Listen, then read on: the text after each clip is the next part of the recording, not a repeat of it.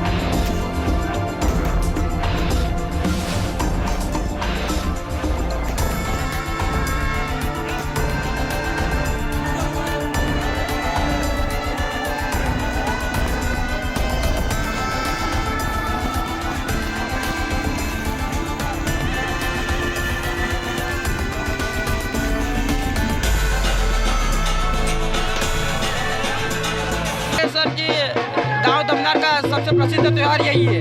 उसके बाद यहाँ पर ग्रामीणों द्वारा सुबह में रंगोली का कार्यक्रम किया जाता है। उसके बाद पंचायत बाड़ी आती है, उस रंगोली का इनाम देती है। उसके बाद प्रत्येक मंदिर से बाबूजी नगर भ्रमण करते हैं। उसके बाद शाम को 5 बजे लंका दहन होता है, जिसमें 15 से 20 मिनट लंका दहन होती है। उसके बाद रावण पर चढ़ाई शुरू कर दी जाती है, जिसमें राम की सेना और रावण की सेना दोनों रहती है। राम की सेना ऊपर चढ़ती है, रावण की सेना नीचे खींचती है। उसके बाद काफ़ी घंटों मकसद करने के बाद राम की सेना आखिरकार जीत पाई लेती है। इस प्रकार यहाँ कई वर्षों से यह परंपरा चल रही है। नाग पर मुक्का मारने का क्या तात्पर्य है?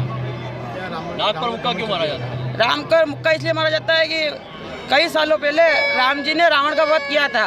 तो उसी परंपरा के समथिंग ये यहाँ पे चालू कर रखा है। जो जलते हुए फेंकते हैं, इससे कभी कोई दुर्घटना हुई है या कभी कोई दुर्घटना नहीं हुई, राम जी का आशीर्वाद है, कभी कोई दुर्घटना नहीं हुई कोई है। जलता करता कोई जलता मतलब कुछ नहीं है।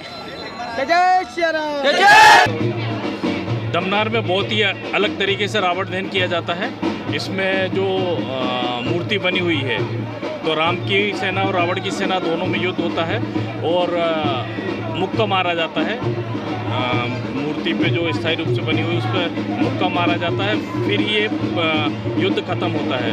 आज अभी थोड़ी देर पहले ही एक व्यक्ति, क्या नाम था?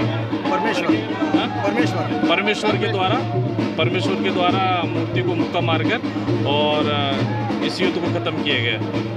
बहुत ही अनोखी परंपरा है और पहले दोनों एक दूसरे को खींचते हैं। राम की सेना चढ़ती है, रावण की सेना खींचती है और जो टोपले जला के ऊपर भी फेंकते हैं। अद्भुत और मनोरंजनात्मक तरीके से यहाँ मनाते हैं दमनार में। पुलिस के लिए यहाँ पे NRS के 50 जवान थे और तहसीलदार साहब हैं। इसके अलावा हमारे थाने के जो स्टाफ हैं, स्वास्थ्य विभाग की टीम थी, थाने का स्टाफ था और फायर ब्रिगेड थी। सभी तरीके से बैरिकेडिंग करके और व्यवस्थित तरीके से कार्यक्रम करवाया गया। कितनी पब्लिक होगी? करीब 10,000 12,000 के आसपास भीड़ होगी। देखिए, सबसे बड़ी बात है कि हमारे यहाँ जो परंपराएं हैं, बुराई को हटाना है समाज जीवन से, तो उसको राम और रावण के युद्ध के रूप में प्रतिबिंब किया जाता है। पूरा गांव एकत्रित होता है और जो राम की सेना के रूप में जाता है, आज यहाँ धमनार में देखने को मिला है। भगवान स्वयं विराजित है रथ में और ध्वजाएं आगे चल रही है। माताएं बहनें मंगल गीत गाते हुए साथ चल रही है और जो संवाद राम और रावण की टीमों का कह दो या उनकी टोलियों का कह दो, वो अपने आप में अनूठा है। शायद इस संसदीय क्षेत्र में एकमात्र यह गांव है धमनार, जहां राम और रावण की टोलियों के बीच संवाद है। संवाद में प्रसंग है, संहार है और हास्य का पुट भी है। ये इसे बढ़ाना चाहिए, इसको विस्तारित करना चाहिए और यह अभिनंदनीय है, अनुकरणीय भी। SBCN टाइम्स के लिए दलोदा से परमेश्वर सोलंकी की रिपोर्ट। मंदसौर शहर में प्रसिद्ध मां नालछा माता के मंदिर में नवरात्रि के 9 दिनों में कई कार्यक्रम आयोजित होते हैं। वहीं नवरात्रि के नवमी के बाद दशहरे को नालछा माता मंदिर में धधकते अंगारों पर भक्त निकलते हैं। नालछा माता मंदिर में बुधवार को दशहरा पर्व पर शाम को मंदिर से वाड़ी निकली और चूल का आयोजन हुआ। मंदिर परिसर में धधकते अंगारों से अनेक भक्त हंसते हंसते नंगे पैर निकले। इस अवसर पर चूल के इस कार्यक्रम को देखने के लिए बड़ी संख्या में भक्त पहुंचते हैं। शाम 5 बजे नालछा माता मंदिर से माताजी की वाड़ी निकली। उसमें शामिल भक्त ढोल ढमाकों के साथ माता के जयकारे लगाते हुए मंदिर परिसर में ही चूल स्थल पर पहुंचे, जहां करीब 12 फीट लंबी चूल जलाई गई। यहां पर एक एक कर भक्तों ने अंगारों पर से निकलना शुरू किया। भक्तों की आस्था के आगे धधकते अंगारे भी मानो नतमस्तक हो जाते हैं। जलती चूल पर घी डालकर बार बार प्रज्वलित किया जा रहा था। करीब आधे घंटे तक भक्तजन हंसते हंसते चूल से निकलते रहे। भक्तों ने माता के जयकारे लगाकर वातावरण को धर्ममय कर दिया। माता के जयकारों के बीच भक्त हंसते मुस्कुराते हुए चूल से निकलते रहे। सुरक्षा व्यवस्था के लिए पुलिस बल भी मौजूद था।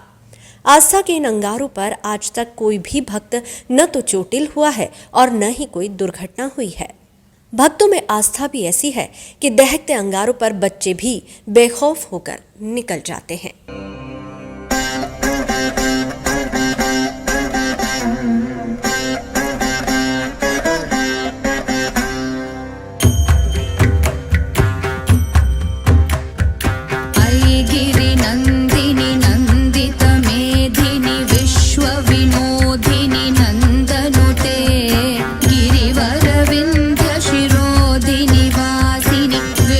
विलासिनी जिष्णुनुते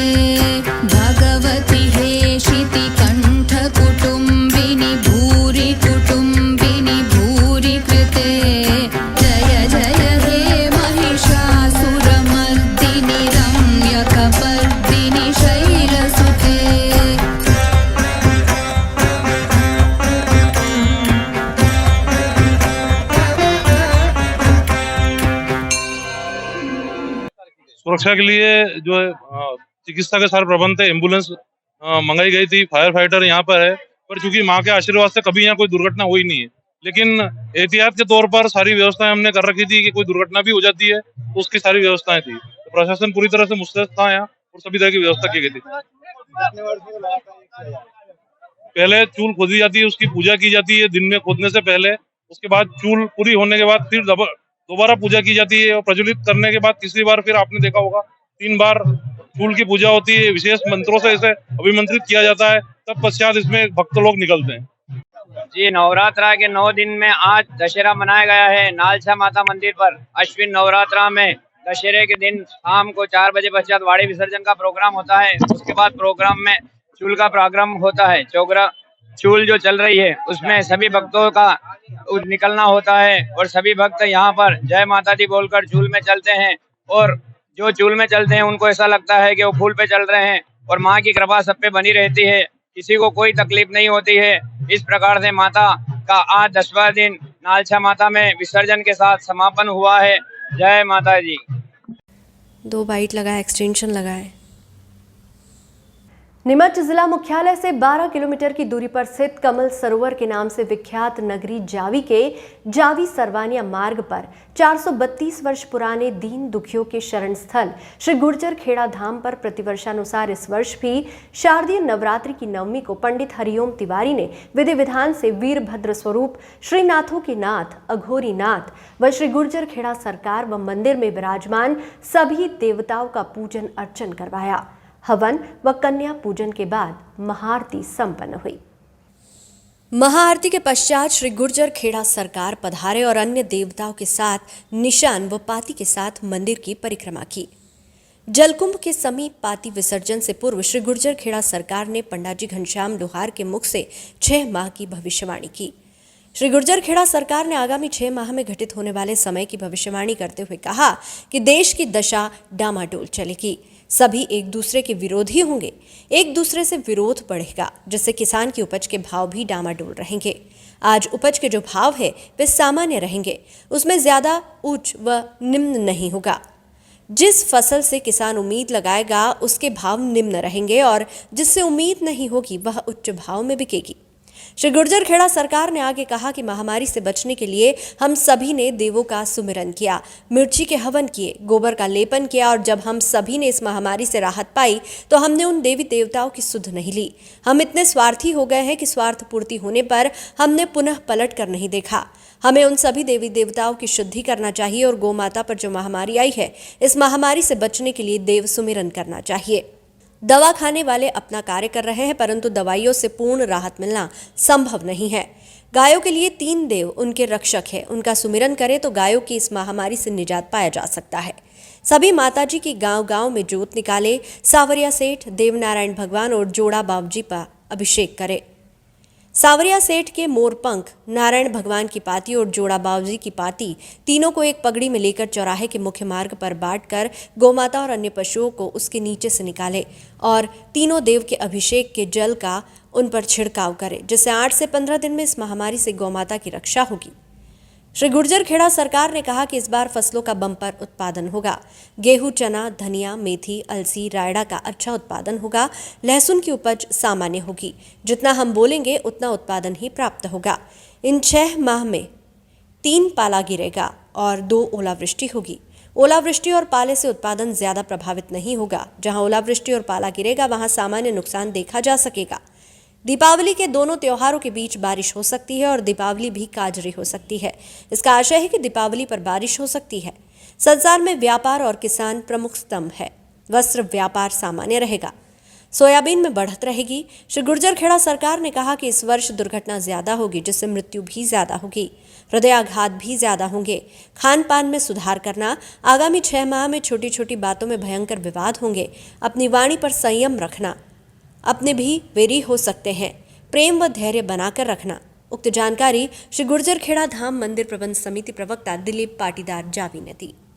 विद्रोह है और बहु आड़ोसी पाड़ोसी भी वेरी वे जैसी घटना है। 6 माह में विद्रोह की गणी दशा है, तो संयम राखजो, धैर्य राखजो और बाबू बोल चालती जो काम भी सके मन में लड़ बोल और आवेश की कोई आवश्यकता ही नहीं पड़े। तो प्रेम बस दीजो और मैंने जो भी बताया संसार के भले बाबू હું ફેર અવગત કરાઈ રહ્યો હું દેવ આદેશ સુણાઈ રહ્યો હું આપણી બુદ્ધિ को उपयोग करनो है अपने सामर्थ्य ने देखनो है कि बाबूजी वटा तक मु सामर्थ्यवान हूँ रोकूंगा नी वस्तु ने अतरो सामर्थ्य वे वणी प्रकार वणी कर्म ने करनो है। मैंने एक एक बात के अवगत करायो है कई बामस तो नहीं रखी है कि बामस री है आओ चलो ठीक बात है। एक बात और भाभी होते ही दूंगा बाबू औषधि असन वाओ ने वाओ असन बाबू वन में भी 2-3 भांत प्रकारों व्यापार वे बाबू एक भांत आना 6 माह में 14 थी हो रहा एक भांत 12 थी 15 ओ एक 18, 20 और 25 भी सके और मैं 3 भांत ला दे ओ मैंने ये 3 ही भांत बताया 18, 20 और 25 भी सके असन जो औषधि है तो वो अपने योग्यता को और अपने सामर्थ्य को उपयोग करी और कर दो। ओ आज के दिन हमने जो भी अवगत करायो देव वाणी है न हमारी वाणी है और न हूँ संसार ने आदेशित करी सकूँ हूँ देव को आदेश था सबने उणायो है और जनी ने हाउ लागे अपने पल्लियों बांधे रख दो अपनो उपयोग कर दो आओ अतरो कुआं आगा संसार ने स्वार्थ में सब जीवे और निस्वार्थ में जो जीवे वो देव रूप वे बाबू भाटा का भगवान सब खोजे हरदा ने खोजे तो जीव रक्षा सर्वोपरि वेणी सावे मानव के भले जीव रक्षा सर्वोपरि वेणी सावे मानव के भले वणती थाको इष्ट भी प्रसन्न और आको संसार जो आनी बात को अनुसरण करेगा तो विरोध कटे भी नहीं सके। तो जीव रक्षा संसार ने मो यही कहूँगा है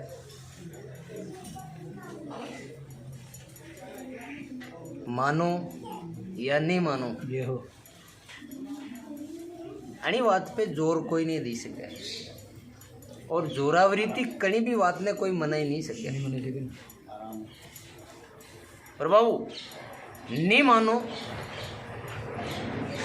तो भी जो है वो तो है और जनी ने मानो वो है तो है। बाबू आ शब्दों को अर्थ यो है संसार में आज खूब भ्रंत्या भी चले भगवान कसा कटे भगवान है तो भले ही नहीं मानो पर वो तो है। तो जगत ने मैं यही कहूँगा कि संसार का सभी मनुष्य में भगवान ने बुद्धि दी दी कण में हेली तो कण में थोड़ी दी दी पर बुद्धि सब में दी दी।